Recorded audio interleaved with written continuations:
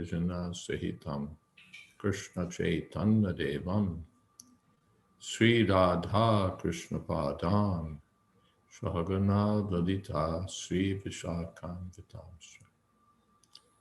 He Krishna Karuna Sindho Deen Bandhu Jagatpate Gopesha Gopika Kanta Radha Kanta Namostute Tapta Kamshana Gaurangi Radhe Vrindavaneshwari Rishabhanu Sute Devi Pranamami Hori Priye Vanshako Patarubhyascha Kripa Sindho Pyevacha Patitanam Pavanebhyo Vaishnavebhyo Namo Shri Krishna Chaitanya Prabhu Nityananda Shri Advaita Gadadhar Shri Vasari Gaur Bhaktivinoda Hare Krishna Krishna Krishna Hare Hare Hare Rama Rama Rama Hare Hare.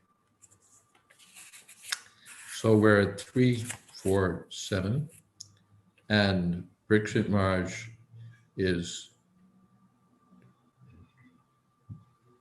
inquiring from Sukadeva Goswami about the process of the creation of this material world. Yata gopayati vibhur, yata sangyachate punaha, yam yang shaktim upashritya, puru shakti parapuman, atmanam kridiyan kridan karoti vikaroti cha.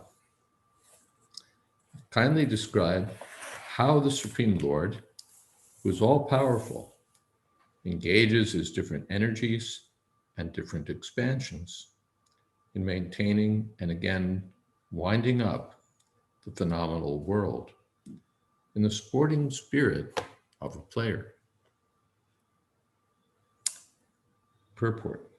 In the Canto Upanishad, the Supreme Lord is described as the chief eternal being amongst all other eternal individual beings. Nityo Nityanam, Chaitanas Chaitananam, and the one Supreme Lord who maintains innumerable other individual living beings. Eko Bahunam Yo Vididhati Kaman. So all living entities, both in the conditioned state and in the liberated state, are maintained by the Almighty Supreme Lord. Along with Vasudeva from Bhakti Center, or rather Vasudeva along with me is working on a translation and commentary of Canto Upanishad, so we'll get to see the context of this very important verse. For now, let it be said that this Upanishad is entirely theistic. It points directly to the personality of Godhead, the supreme eternal amongst all eternals, the supreme conscious living being among all conscious living beings.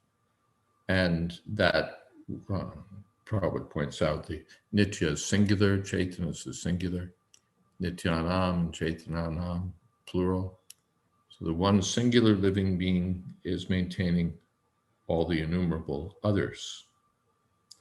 So all living entities, both in the conditioned state and in the liberated state, are maintained by the Almighty Supreme Lord.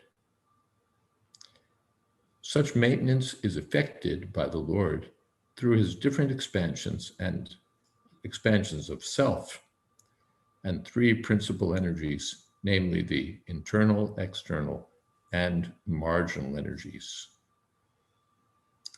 The living entities are his marginal energies, and some of them, in the confidence of the Lord, are entrusted with the work of creation also, as are Brahma, Marichi, etc. And the acts of creation are inspired by the Lord unto them. Tene Brahma Hrida.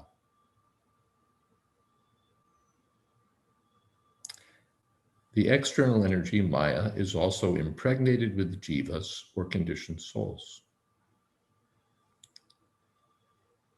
The unconditioned marginal potency acts in the spiritual kingdom, and the Lord, by his different plenary expansions, maintains them in different transcendental relations displayed in the spiritual sky. So in the spiritual sky, you have all the Vaikuntha planets maintained where the expansions of the Lord live along with their devotees. And in the material world, also, you have everything maintained by the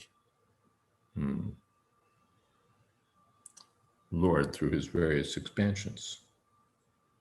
So the one Supreme Personality of Godhead manifests himself in many, Bahusham, and thus all diversities are in him, and he is in all diversities, although he is nevertheless different from all of them. This is the inconceivable mystic power of the Lord, and as such, everything is simultaneously one with and different from him by his inconceivable potencies, achintya bheda bhed tattva. So that's nicely expressed. He is within, all diversities are in him, and he's in all diversities. And yet he's aloof. Matstani sarvabhutani, nachaham te svavastita, nachamatstani bhutani, pashyame yogamaishram. Just see my mystic power.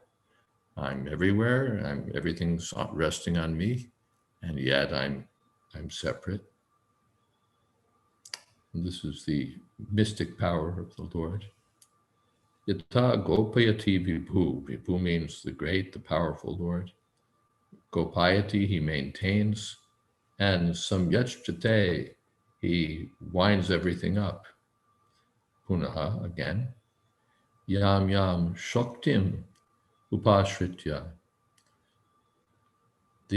By employing his different energies. Puru Shakti, the all-powerful Para, Puman, the personality of Godhead. Atmanam, by his plenary expansions. Kridiyan, Kridan, Karoti, Vikaroti. He engages them and personally engages. Now, Srila Vishwanath Chakravarti Thakur has an illuminating comment about this. He says, he sports with Maya Shakti, Kridan, and creates a form of himself, Atmanam Karoti, in the form of Mahatattva, false ego, and other elements. So we read he engages his different energies and different expansions. So these are his expansions of the Lord. He creates a form of himself. Everything's a form of himself. Creates a form of himself in the form of Mahatattva, false ego, and other elements. This is a question about Sarga, primary creation. He engages others, the Devatas, such as Brahma and Marichi, in sporting Kridiyan, and creates a form of himself, Atmanam Vikaroti, in the form of the Devatas, animals, and humans. This is secondary creation. So this is mentioned elsewhere in the Bhagavatam as one of the topics with which the Bhagavatam deals. Yatra sarga visargascha. Sarga means the creation. Which creation? Basic creation, the creation of the stuff of the universe. That's the creation. The creation of the various elements, the creation of the various elements, and so on. And then Visarga is the subsequent creation. What do you do with those elements? You've created the Mahatattva, you've created the basic elements like false ego, intelligence, mind, ether, air, and so on. So you've got all the basics there, but what's going to happen with them? It's like, I guess on site there, Madan Gopal, your trucks drive up and they dump this and they dump that and they dump this and they dump that. So, okay, now everything's on site, but that doesn't give you a temple. But then your architects and have worked behind the scenes, and they've got their contractors who take all this stuff and they put this here and they put that there and they pile this on top of that and they pile this on top of that according to the blueprint. And at the end, we get what's on view behind you. So that's the secondary creation. They haven't created the bricks or the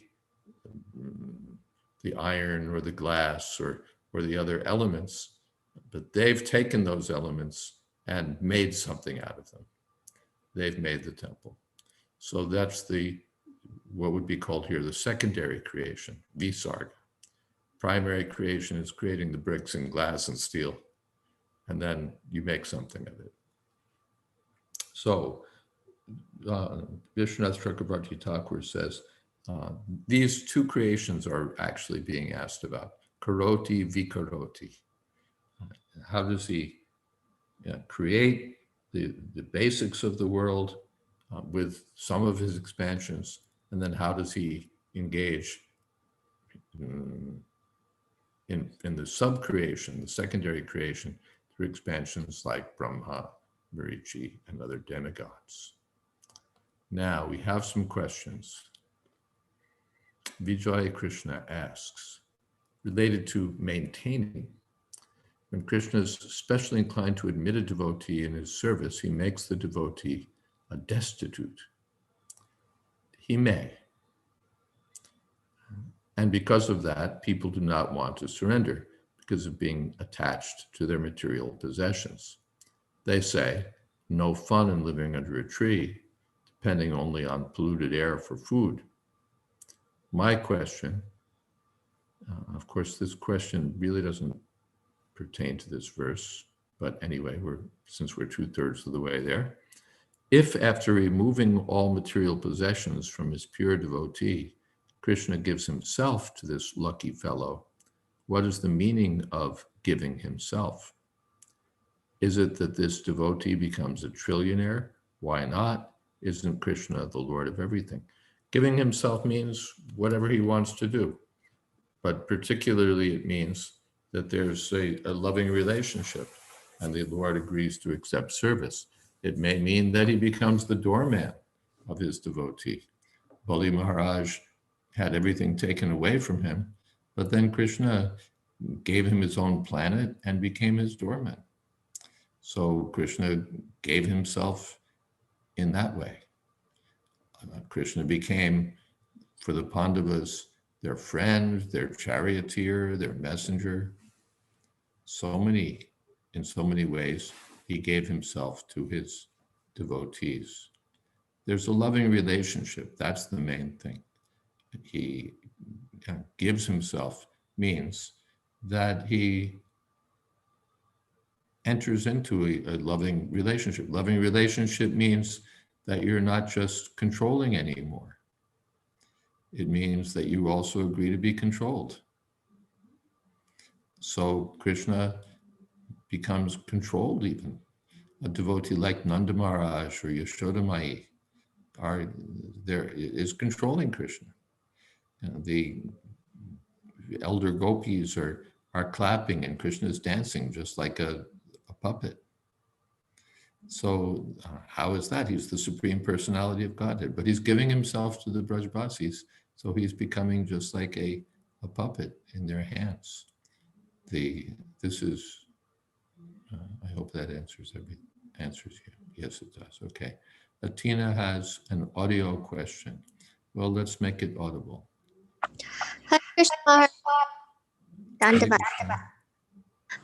So, I'm going to say somewhat related, but in the verse, it did say that the Supreme Lord maintains those in conditioned life and also liberated. And it made me think of the phrase, when we say maintain, it really means that Krishna is always providing for the living entities. But I apologize. When I always got confused by this because, say, we've read a Prabhupada said, Krishna is always providing for all the living entities, even the birds are eating, the lions are eating, they're all maintained. However, we do see that there are human beings, living entities who are dying, for example, from starvation. And so Krishna didn't provide for them then. And you can make the argument that, well, that was their karma, but then that phrase then no longer pertains in that situation. He doesn't provide for all living entities. It seems like he'll provide, I guess, due to your karma. So then one doesn't know what one's karma holds in one sense if I'm going to starve tomorrow and he didn't provide for me. So how do we make sense of that? If Krishna is always providing for all living entities, why are people diving, or even any living entity dying from starvation? Got it. If Krishna is maintaining everyone, how come some of us are starving or perishing? So, okay, one thing, first of all, Krishna is maintaining all living entities. So some of them he's maintaining in the spiritual world, and some he's maintaining in the material world. So that spiritual maintaining means maintaining very nicely in the Vaikuntha world, so happily. And materially maintaining means maintaining in the prison. The government is maintaining some in a college and some in a prison. They're both being maintained, but the maintenance in the prison is not very happy business. And if you say, well, why are you maintaining me like this when you're maintaining the others in free society? Well, because you are who you are. Your attitude, yes, you don't accept the government law, so you're in prison. So that's the first thing. We're in prison life, and we're being maintained according to prison rules, not according to the rules that prevail in the freedom of the spiritual world. And we're being maintained, not permanently in this body. You know, if Krishna's maintaining me, why do I die? That's not maintenance, that's destruction. Maintain means maintained for some time. And then you go someplace else and he maintains you there. You get maintained as a human being, maintained as a demigod, maintained as a bug. You get maintained, but not indefinitely, not permanently in one body. If Krishna is maintaining, then why can't the bug live for 100 million years like Brahma? No. As you say, it's according to our karma, but that karma itself can't maintain you. The karma is backed up by the personality of Godhead. So according to your karma, Krishna is maintaining you. Some prisoners are maintained in solitary confinement. Some are maintained in this way, that way. But everyone's being maintained as they deserve. As they deserve.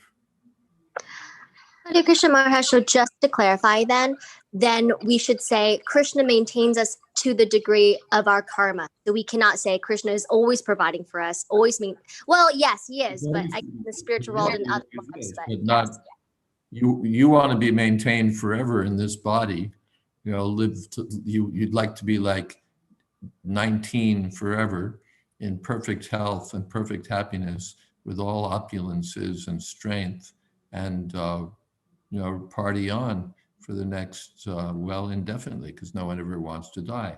Well, the news is he's not going to maintain you that way. But you'll be maintained. You'll have a life in this body for some time. While you're here, you'll eat. You'll get what you need or what you deserve. And then you'll be sent over to the next body. And again, there'll be some maintenance. There'll be what you need. Even if you starve, well, that's also, you need that. All right? Thank you. Okay. Now, So these are questions. Please describe how the Lord performs the primary creation, how he performs the secondary creation through his different expansions, uh, maintaining everything, creating everything, destroying everything. Freedom, in the spirit of a sporting spirit of a player. For Krishna, it's not hard work. It's not that he has to undertake some laborious method. For Krishna, it's like child's play. Kridan, Atmanam Kridian Kridan, as if it were play, the Lord does this. So please tell us about that. That's Parikshit Maharaj's question here. Nunam Bhagavato Brahman Harer Adbhuta Karmanaha Durvibhavyam Ivabhati Kavibhis Chapi Cheshtitam.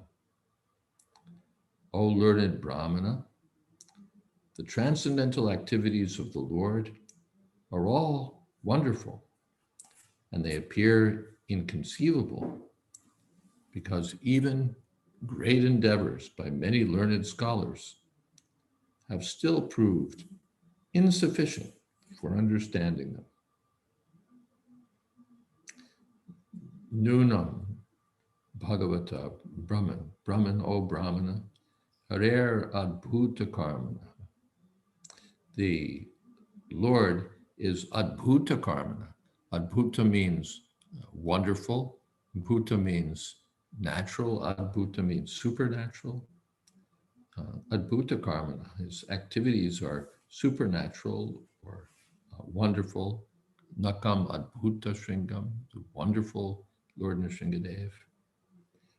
Hari, the personality of Godhead, his activities are all wonderful, transcendental.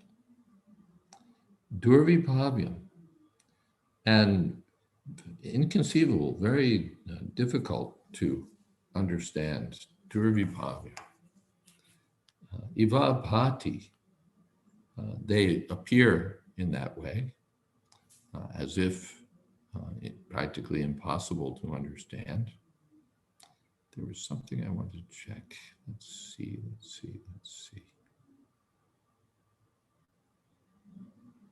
Yeah. And Kavibhis Chapi Cheshtitam. Cheshtitam means endeavored for by the Kavis. The Kavis are the great scholars. The original scholar is Lord Brahma, Tene Brahma Hridaya Adi Kaviye.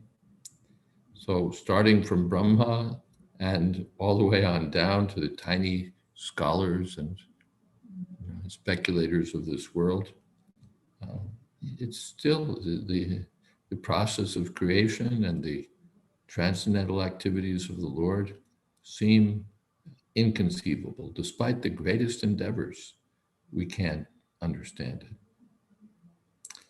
Let's see what Srila Prabhupada says. The acts of the Supreme Lord in the creation of just this one universe appear inconceivably wonderful. And there are innumerable universes, all aggregated together and known as the created material world. One time someone asked Srila Prabhupada, does the universal form shown to Arjuna, does that pertain only to this one universe? Or is it for all the universes? And Srila Prabhupada answered, one universe is enough for you.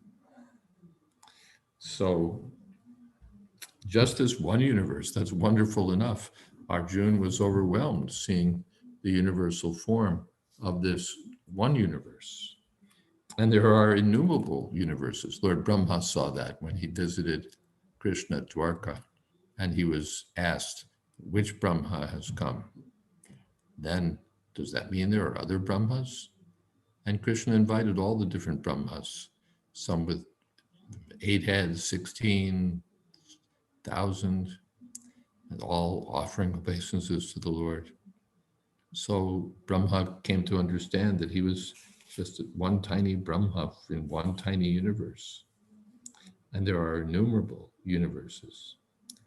So together that they form the cosmic manifestation. And this part of the Lord's creation is only a fractional portion of the complete creation. The material world stands as a part only. Ekang senas tajo jagat. In the Bhagavad Gita, Atava bahunaitena kim gatena tavarjana vishtavyaham idam kritsnam ekang senas tajo jagat. Please tell me of some of your opulences by which you pervade the world, the creation. And Krishna agreed, yes, I'm this, I'm this, I'm this, I'm this. But finally, what shall I say? With one fragment of myself, ekang shena, stito jagat, I maintain the whole world.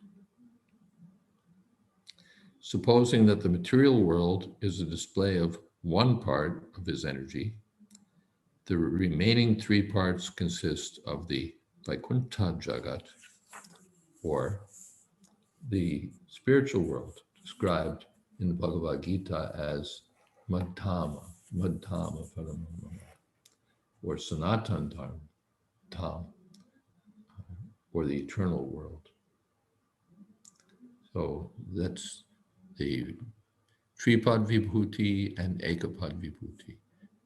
3/4 of the cosmic benefit of the creation and 1/4. If we take the whole business and this way, we say 3/4 is the spiritual world, 1/4 the material world. Of course, no one can measure the spiritual world, for that matter, even the material world. So this 3/4, 1/4, we can't exactly understand it. It's not like a recipe, take 3 parts this and 1 part that. But just for our understanding, if this is 1/4 of the creation, the 3/4 is beyond our purview in the spiritual world. We've marked in the previous verse that he creates and again winds up the creation. This action is applicable only in the material world because the other greater part of his creation, namely the Vaikuntha world, is neither created nor annihilated. Otherwise, the Vaikuntha Dham would not have been called eternal. So that's the point, that when Parikshit Maharaj is asking how everything is created and maintained and destroyed, that means the material world, because there's no creation of the spiritual world and no destruction. The Lord exists with Dham. Usually we think of Dham as abode, but here Dham means his eternal name, quality, pastimes, entourage, and personality. They're all a display of his different energies and expansions. Everything is just a display of Krishna's energy and expansions. There's nothing existing other than Krishna and Krishna's energies. The Lord is called Anadi, or having no creator, and Adi, or the origin of all. Anadi Radha Govinda. We think in our own imperfect way that the Lord is also created, but the Vedanta informs us that he's not. Rather, everything else was created by him. Narayana Paro Vyaktat. Therefore, for the common man, these are all very wonderful matters for consideration. We get this question sometimes.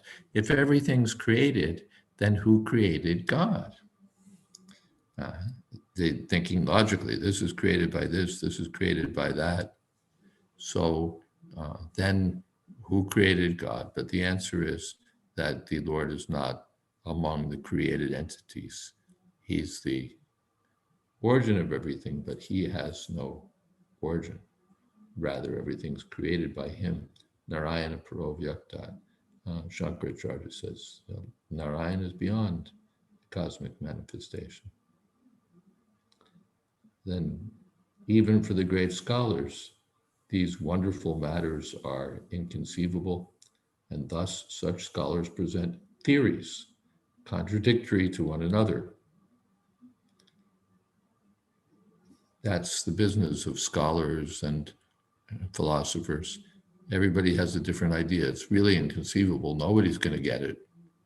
But they each have their take on it, and one says this and the other says that, and they go on and on and on.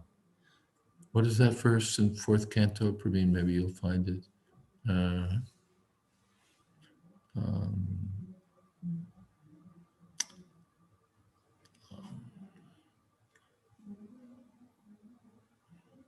Samvada. What is that verse? Body Nam Vai. That's enough. You'll find it from that. Leelakar Prabhu has a question. Let's hear that while we're waiting for that verse to manifest itself. Jai Maharaj, please accept my humble obeisances, all glories unto Srila Prabhupada. First, I'd like to express my appreciation for all these wonderful classes. It's great mercy, so I can't thank you enough. Thank you very much.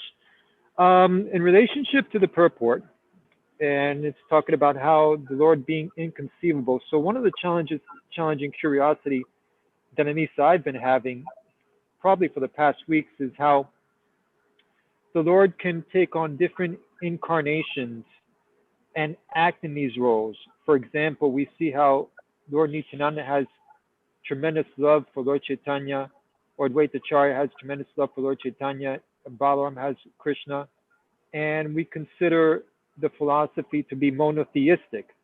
So the challenging curiosity is that we can understand that at least theoretically they can be acting in these roles.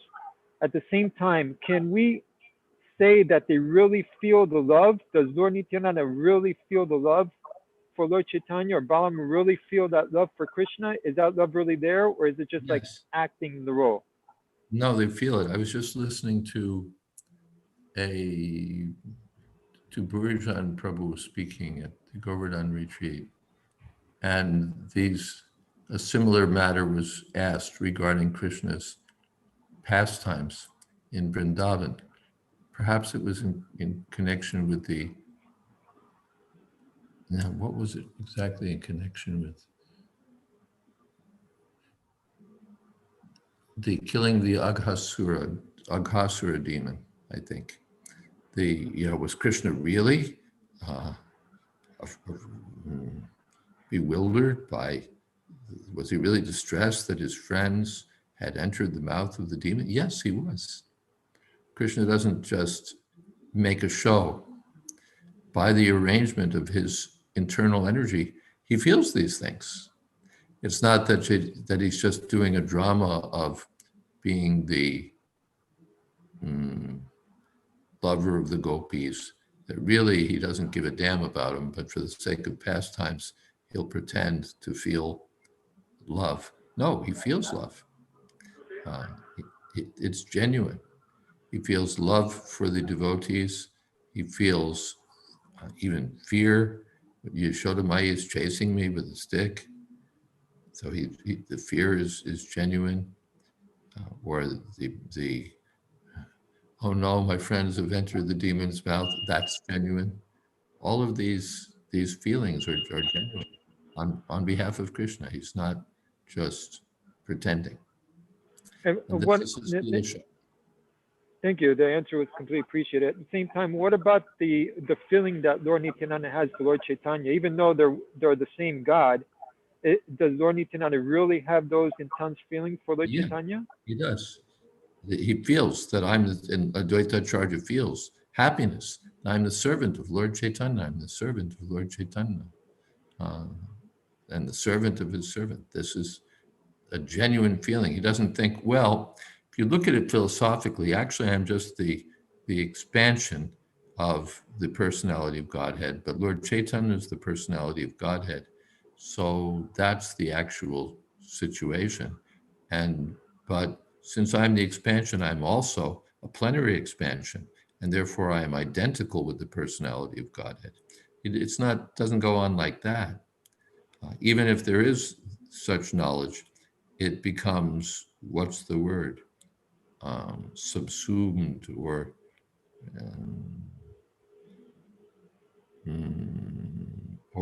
overshadowed by the way that Advaita Acharya or Nityananda Prabhu is absorbed in Lord Chaitanya's pastimes.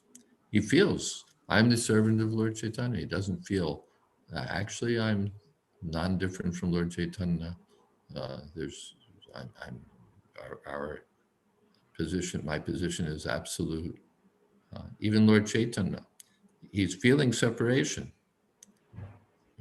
He's feeling separation from Krishna. He doesn't go to the Gambhira and think, actually, Krishna is the supreme personality of Godhead, and he's present everywhere by his different energies. And besides, I'm not at all different from him. Radha Krishna Nahi Anya. Therefore, there's no separation. So I don't have to feel anything. No, he's intensely feeling separation. So this is also inconceivable. That was expressed by Kunti Devi. How is it that the personality of Godhead is crying in front of Yashoda Mai because she's going to punish him? How is that possible? She's like bewildered or what's the word? Astonished. How is it possible that the origin of everything is afraid of Yashoda Mai? So this is part of Krishna's Durvibhavya, his inconceivability, that Krishna himself experiences these things. He experiences these things. It's not just a show.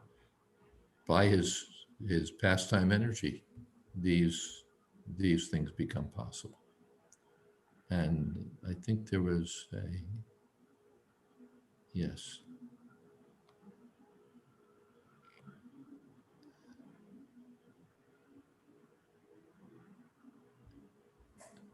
And I thought my verse would appear, but it hasn't. Which was the verse, Maharaj, that you're looking for? Something Vadinam Vai, Samvadam, 4th canto.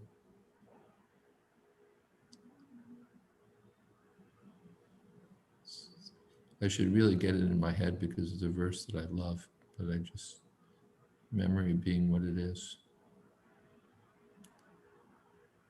Vijay Krishna asks, is that, I guess that covers your question, the other carpet one? Yeah, it's covering the question. It's also kind of gets me to thinking how inconceivable everything is, where it's like monotheistic, and at the same time we have these different. I apologize. Yeah. There's my verse. Okay, thank you. Yeah, even the Christians, they have, something similar, that they're monotheistic and yet they're worshiping three gods. They're worshiping the Father, they're worshiping the Son, they're worshiping the Holy Ghost, and somehow this is in their language, a triune God. He's one, but he's three. So they face a similar, or in some ways similar situation. How is it that this one God presents himself as three? And how are we monotheists if we're worshiping three? So it's explainable within our terminology as simultaneous oneness and difference. Jesus says, I and the Father are one, and yet he says, I'm sitting on the right hand of God. So, what? You're sitting on the right-hand side of yourself? Yes. By oneness and difference. So here's the verse, Yat Shaktyo Vadatam Vadinam Vai Vivada Sangvada Bhuvo Bhavanti Kurvanti Chayasham Muhuratma Moham Tasmai Namo Nantagunaya Bhumne. Anantagunaya, the person who has unlimited qualities. Let me offer my respectful obeisances unto the all-pervading Supreme Personality of Godhead, who possesses unlimited transcendental qualities, acting from within the cores of the hearts of all philosophers who propagate various views. He causes them to forget their own souls while sometimes agreeing, sometimes disagreeing among themselves. Thus, he creates within this material world a situation in which they're unable to come to a conclusion. I offer my obeisances unto him. So, Vivada, Sangvada, they're Vadatam, Vadinam Vai, they're espousing various views, and sometimes they're agreeing, samvad, sometimes vivad, they're disagreeing. And Atma Moham, and they become, while they're agreeing and disagreeing and writing their papers and writing refutations and establishing their theses and defeating the thesis of some competitor, they're forgetting who they are and what the purpose of their life is. How is it possible? Yat Shaktiya, by the energy of the personality of Godhead. So the great philosophers, they're arguing there's a God, there's no God. Well, no God is the universe is God, or God is whatever you think, or everyone has a different God, or this or that, or, so many different ideas. But meanwhile, they're all bewildered. Muyanti at Surya, even the demigods are bewildered. So, therefore, he's described as Durvibhavya, inconceivable. Even for scholars, great scholars, inconceivable. So they present theories contradictory to one another. Even for the insignificant part of his creation, this particular universe, they have no complete information as to how far this limited space extends, or how many stars and planets there are, or the different conditions of those innumerable planets.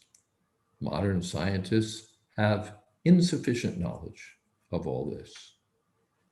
Some of them assert that there are 100 million planets scattered all over space.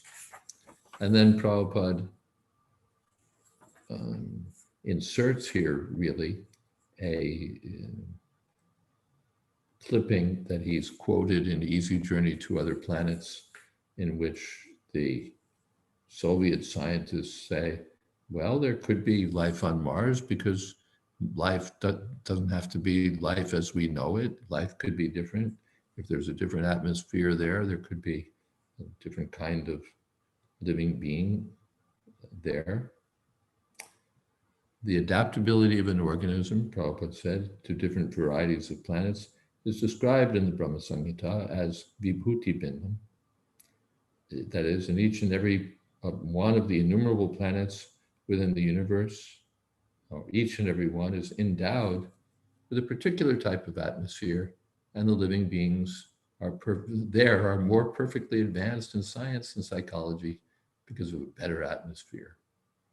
And the big scientists, you may be the top guy in your department or in your discipline, but on higher planets, they just think you're a joke.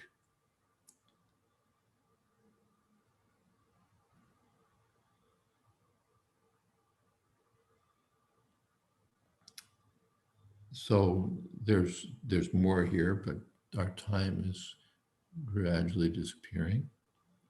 So skip a little. One therefore has to prepare. There's different atmospheres and different planets.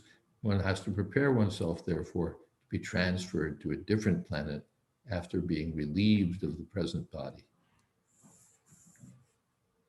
Yanti Deva Vrata Deva. You can live with the demigods or with the ghosts, or you can live with me. Maharaj Parikshit's statement regarding the workings of the creative energy of the Lord discloses that he knew everything of the process of creation.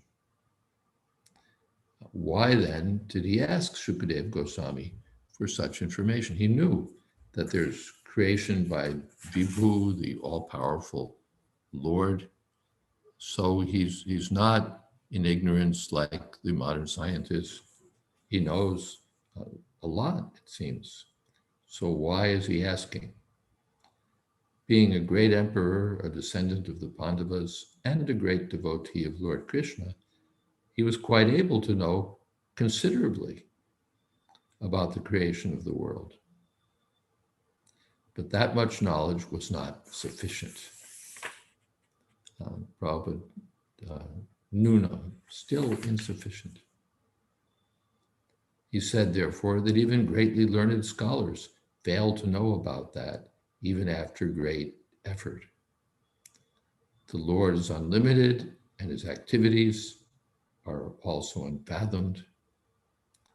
With a limited source of knowledge and imperfect senses, any living being up to the standard of Brahmaji, the highest perfect living being within the universe, can never imagine knowing about the unlimited. We can know something of the unlimited when it is explained by the unlimited, as has been done by the Lord himself in the unique statements of the Bhagavad Gita. And it can also be known to some extent from realized souls like Shukadev Goswami, who learned it from Vyasadeva, a disciple of Narad, and thus the perfect knowledge can descend by the chain of disciplic succession only, and not by any form of experimental knowledge, old or modern. So Parikshit Maharaj had a fair amount of knowledge of the process of creation, but he wanted to know more. Even the great demigods don't fully understand the limitless arrangements of the Lord. So for his own purification and for ours also, Parikshit Maharaj is asking for his own enlightenment and for ours also. And notice, of course, that he's asking about the material creation. Although he has 7 days only, he, as Prabhupada pointed out in the previous verse, he doesn't say, Goswamiji, time is short, let's get to the rasa dance. He's asking about the process of material creation, by which, by hearing of which, we start to understand something about Krishna, so that, as Prabhupada said, when we reach the 10th canto, we can capture its effects. That is, we'll have a background. Who is Krishna? Who is this Krishna who's dancing with the gopis, who's running in fear of Yashoda Mai, who's playing with the cowherd boys? Then, otherwise, it's cool, there's activities and they call them pastimes, and these different little nice stories are going on. But when one understands who Krishna is, then it becomes astonishing and adbhuta, wonderful. That the personality of Godhead is crawling like a child in the courtyard of Nanda Maharaj, the same personality of Godhead who's glorified in the Vedic literature, who's sought after in the heart by great yogis, who's maintaining all the universes, who's the source behind creation and subcreation, whose energies pervade everything. That personality of Godhead is crawling in the mud, in the cow cow pastures of Nanda Maharaj. So in this way, our appreciation when we come to the 10th canto will be greater, more extensive, because we'll see that here's the personality of Godhead. Such a wonderful circumstance. All right, we have 7 minutes. Are there any other questions left? I think the chat box is... Vijay Krishna Prabhu has an audio question. Yes, Vijay Krishna Prabhu. Maharaj, Sir? my question is related to inconceivable and it is on the chat box. Okay, let me find it, if it's conceivable. Ah, yes. Love is meant for me to love the one I know, and for the one that I know to love me, because he knows me. Mutual knowledge is necessary for love to happen in full. My question is, why invest in loving the inconceivable? Better love my cat or my dog. It's easier because they're in front of me. I mean, direct relationship, no need for too much thinking. Yeah, but it's dull. It's dull. I mean, why, for example, do you want to see Niagara Falls instead of a water tap? Of course, Maharaj. But you can just turn on the water. The water will flow out and go down. So what's the big, why should I go to Niagara Falls to see these tons and tons of water flowing over the falls, cascading into the rivers below? It's because there's a difference. What's a water tap? But when you go to see Niagara Falls or any such thing, it's wonderful. It's astonishing. So much water and how it's cascading, such power. It's dazzling. It's dazzling. It's dazzling. So we're attracted. Even a man loves a woman in part because he can't understand her. When there's something mysterious, women are attractive in part because they're mysterious, right? Yes. There's some mystery surrounding women in general or this woman in particular. Something mysterious that attracts the man. If he knew everything about her, he wouldn't be attracted at all. He really wouldn't be attracted at all. If we were all known, I mean, even from the Bhagavatam point of view, yeah, we know it's blood and guts and a thin layer of skin and all of that. When you think of it that way, it's not very gorgeous. But when you just like what has kept people looking at Mona Lisa for the past few centuries, right? It's that smile that you can't figure out exactly. Something inconceivable there, something mysterious.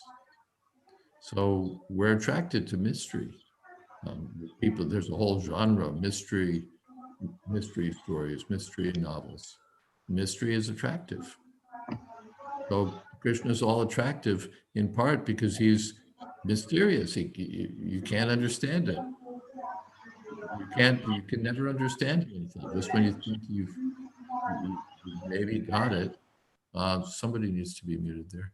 Just when you think you've got it, you don't have it. He's expanded further. Even he can't understand himself, and that's more.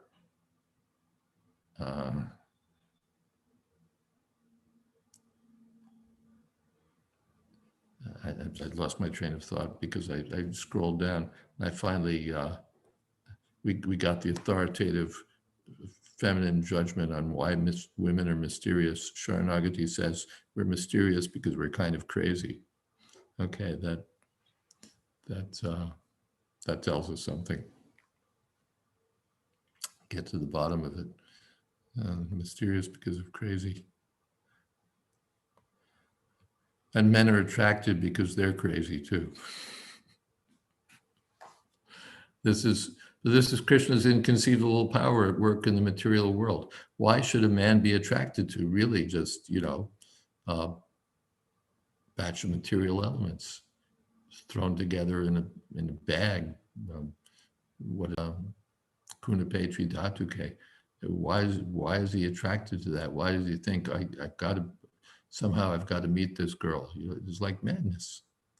But by Krishna's potency, that arrangement of material elements is with the soul animating them appears so interesting and mysterious and inconceivable and desirable and attractive and so on. So that's just Krishna's material energy working. Bhumi says liquid beauty. So Krishna's energy, Muyanti Yat Surya, even bewilders the demigods.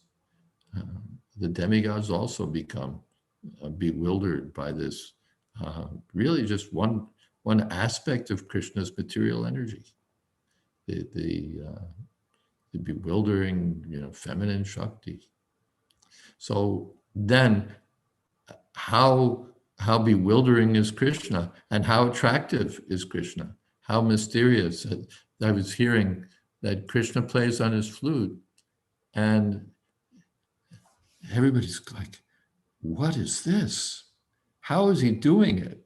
The Gandharvas, who are the expert musicians, they hear Krishna playing on his flute, and it's like, how did he do that? How did that? Krishna has these tunes that even the experts in music can't understand. I know I was in a church one time, I didn't have to be, but I happened to be in a church. And I was waiting for my sister, actually. We had a date set up to meet at such and such church near Wall Street. And while I was waiting, they happened to be playing J.S. Bach on the church organ. And it's so amazing because they've got, there's a fugue playing and they've got like different parts going on at the same time. How does the organist do this? How does she have these different melodies going on at the same time, interacting with one another? It's just quite something. But I guess if you're deep enough into the music, you understand something about how this works. But the greatest musicians, they hear Krishna playing on his flute, and they just kind of become bewildered. What is he doing? How is he doing this? That's Krishna's flute playing is so wonderful. And not only is it, musically inconceivable and wonderful, but the effects of it, the inert beings start to move, the moving beings become stunned. He has different tunes. Some tunes attract the calves, some attract the cows, some attract the gopis, some attract the cowherd boys. He does these things with his flute that are just beyond belief and beyond figuring out. It's not like we could produce a college thesis, a doctoral thesis, and say, well, we've done an analysis, and here's how Krishna's playing this melody consists of these notes in this order, played in this way, and you get to the bottom of it, and now it's inconceivable. But that inconceivability is inconceivably attractive. That's Krishna. All right, we're at the end of our time, and it's time for Madan Gopal Prabhu. Thank you very much, Maharaj. Thank you for taking us into the sweetness of Krishna's inconceivable attractiveness, the whole mystique of it, I mean, even in this material platform or this realm, there's so much mystique. What to speak of the source of all this attractive mystique, and yeah, it's and here we are trying to conceive of the inconceivable, and we keep struggling with it because, well, it is inconceivable how we, he is different from his expansions and yet not different. But thank you very much, and thank you, dear devotees, for your wonderful questions and comments. So let's go through our regular. Yes, Shanagati says, thank you, Maharaj. We're all a little less crazy after your class. Thank you. Thank you. Hare Krishna. Yeah, although we're all still crazy about your class. Yeah. So, okay, so the classes and the schedules available for on jswami.info, and Maharaj has a special Vanaprastha Adventure class on Thursdays, 7 to 8, so you can join that. I think you'll enjoy it. And then on Mondays, Wednesdays, and Fridays, of course, we have it on this channel. The Pathways to Perfection continues this Saturday on October 3rd. Vishnu Smaranam is the topic. So please join. That is this is the Zoom link sponsored by Bhakti Center, tinyurl.com/Bhakti Center, 9 a.m. to 10:30 a.m. Eastern Time. So please be sure to join this wonderful series. And then this personal finance planning for devotees by His Grace Vamshidhari Gopal Prabhu. So I would like to have a special shout out to Vamshidhari Gopal Prabhu today, because today is his birthday. Happy birthday, Vamshidhari Gopal Prabhu. Hari Bol. And thank you for giving us your selfless time and providing this wonderful, very practical information and sessions and integrating it with our Krishna conscious practice. So the last session of it will be this coming Sunday. We may offer a bonus session on the following Sunday at the same time, where he can give some more extra tips and tricks that he isn't able to cover on this Sunday. So stay tuned for that. For those who want to know where these programs are posted, you can go to iskonofnewjersey.org. That's our ISKCON of New Jersey temple website, and all our programs are posted there. So all these links, etc., can be found there.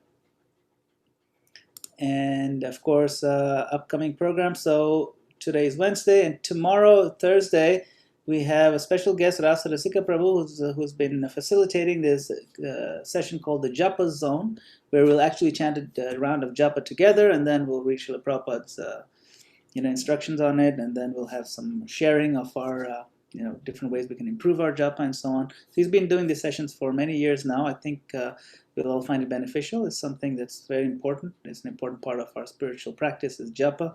So, please join for tomorrow's session.